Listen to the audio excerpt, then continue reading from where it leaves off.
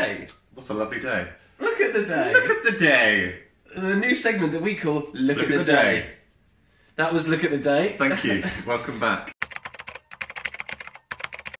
All need to love each other. Hello and welcome back to the 10th and final episode of the series of Nake Fews, the show where we muse the news and our views for all of yous. Josh, give me a story. Josh, give me a story. Josh, give me a story right now. Well, I will give you a story. Give me a story. Come on, let's... In the whole 10 episodes that we've done, we've never ever spoken about the B word. Bollocks. No. Brexit. Is it something very serious about, you know, the Brexit, the exit strategies, maybe Article 51 being triggered? The backstop, maybe. Yeah. Any of that stuff? Theresa May scrapes the mould off her jam and eats it. Like a pig? Not the mould. She scrapes the mould off, puts it in the bin, Oh, right, okay. and then carries on eating. How do you know? Everyone does it. I don't do it. I don't. That's exactly what someone would say. No. That does it. I do think that, you know, throwing food away prematurely is a thing. You know, you could buy something and eat it way after its sell-by date, depending on what it is, and it will still be fine. SNP's Hello. Mr. Pete Wishart.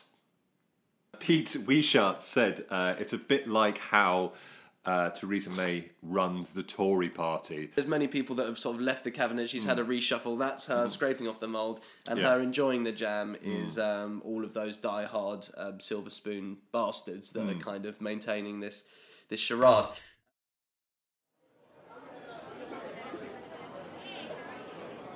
They're ready for you now, Prime Minister.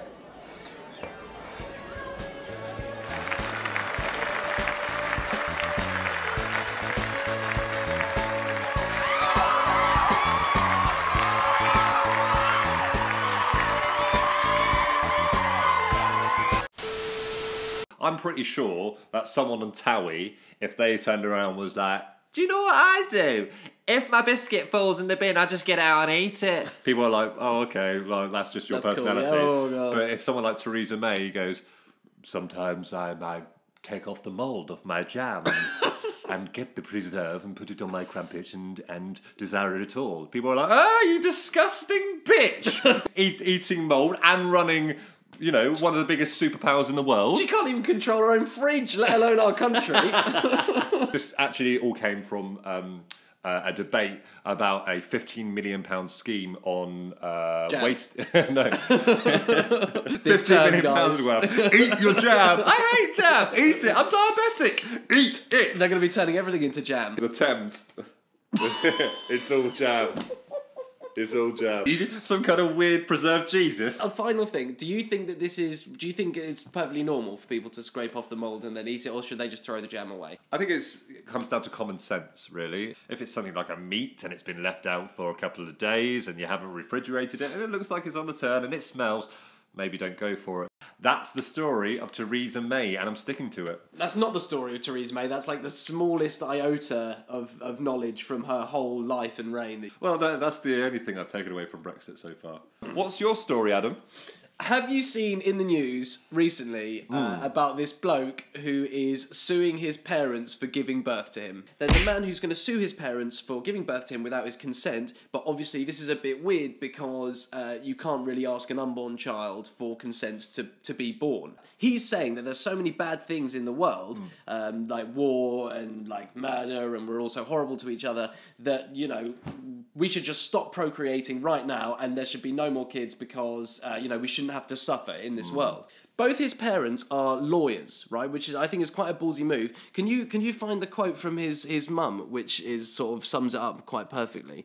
I must admire my son's temerity to want to take his parents to court, knowing both of them are lawyers. And if Raphael could come up with a rational explanation as to how we could have sought his consent to be born, I will accept my fault. That's a very lawyery kind of way of saying he doesn't stand a chance. Also a very sort of mother way of saying that as well, being like, okay, if you want to do that, then why don't you really try? And I imagine you can do it, can't you? Go on, try and sue me. Making a sweeping judgment here, but he's possibly had more opportunities than other people of his peers that aren't, you know, as well off. Yeah. And now it proves it. Like, if you give a child, everything. He's more or less, when he gets to the age of 27, he's going to then go, you know what, I do want to be born. I think he's going about it the wrong way, doing this whole thing of there's so much hatred in the world that and like, you know, going up against his parents who are both lawyers, and obviously he's going to lose this case. Yeah. So we think kids don't ask to be born, and there they are, and we have to live our lives and, as you say, you know, accept all these hardships. I wouldn't be surprised if next month he comes out with his first album. So you think this is a big publicity stunt, just to 100%. drop like a huge Look at him, mixtape? dude. Look at that. Yeah. For his case, which he's battling, I've never seen a promo poster for this case. Why should I suffer? Why must I work? Why must I face wars? Everyone agrees that stuff is rubbish and really horrible. Awful. Why must I be stuck in traffic?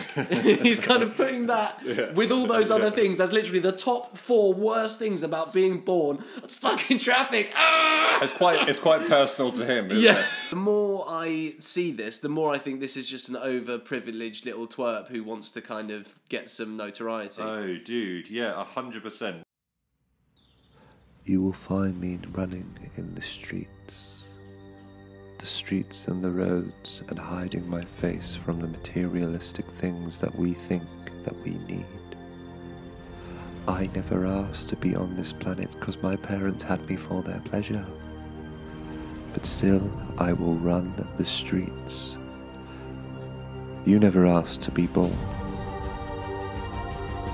Nature never asked to be born. But still, even the trees have a choice. And that's why I will run and run and run. Sometimes I will leap and jump. Your parents had you for your pleasure. And you are welcome. You're welcome. Selfish pleasure for those that never asked to be born. He makes a good point, but it's too varied. It's not like, you know, I'm going to send off any letters to my parents to be like, we're getting a divorce, if that's possible. Sue, Ian, it will never happen. Strong together forever. You're not part of that. Some couples do have a kid, don't they, to kind of distract them from the fact that they hate each other. If you had a kid, how would you use it for your entertainment? When I was younger, and even more so than now, I had so much energy at family occasions. Not now, maybe, but like in the old times, they used to be like, everyone sit round, and this is my mum. Oh, everyone sit round. Why? What's happening? Josh has got a dance for us, and he's also got a song. He's waiting in the back. He's waiting for you all to sit there. And there's me going, please accept me, please accept me, please accept me. And they never did. And then I would come out and be like, dad, dad, dad, dad, dad, dad, dad, just dad, dad, dad, dad, dad, dad, dad, my mum, dad, dad, dad, dad. I thought I was like some Robbie Williams-esque kind of entertainer. Did you actually do that? Dude, 100%. And it was like all for you. It was all for me, and like it's produced the performer I am today. Would I use a child as entertainment? No, but I would. Make them sit and watch you as you did something. Give me some feedback. Give me the final story of the season. This next story is about a Fox News host, a guy called Pete Hegseth. Doesn't really like germs that much. Actually, he would rather say, I can't see them, therefore they're not real. And that's why I've never washed my hands for 10 years. He openly admitted it, like live on TV as well. Apparently, it was unprompted as well. It was. I mean, we can watch it right now. Let's have a. As I told you, my 2019 resolution is to say things on air that I say off air. I don't think I've washed my hands for 10 years. Really, I don't really wash my hands ever. Help me! No, I inoculate myself. It's just not, germs are not a real thing. I can't see them, therefore they're not real. So it was more of a thing that he said, I've got a resolution where I'm gonna say things that I've never said on camera before. I killed a guy. Yeah, he's hidden in my basement, and do you know what I killed him with? These hands. Why say something like that? Why not say, sometimes I don't always open the door for someone behind me, and sometimes I pull it purposely so they have to open it themselves. It's because he wants attention. People, around the world are starting calling Pete Pooey Pete. Pooey Pete, if you're listening, wash your frickin' hands, you dirty Pete. This guy has said that germs don't exist. Germs are not a real thing, he said. Right. He goes, I can't see them, therefore they're not real. He hasn't washed his hands in 10 years. His wife, kids, partners, associates, everyone with him now is going to be, everywhere he goes, he's going to be, lovely to see you again. They're going to be like, woo, just dodge that handshake.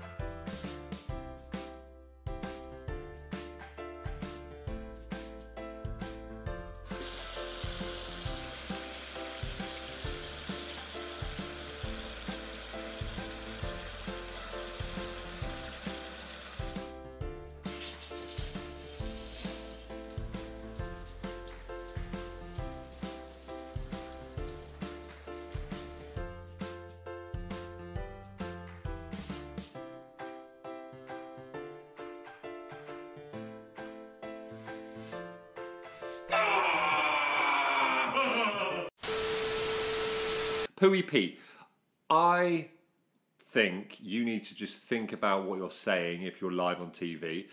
Carry on keeping up with the resolution of saying things that you've never said on TV before, but maybe why don't you try saying the truth about the news?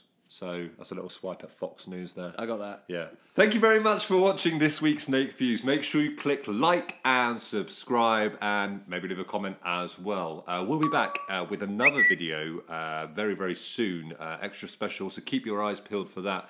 But until then, we'll see you in the next series. Thank you very much. Goodbye. Goodbye. Bye. Yeah? Yeah. Cool.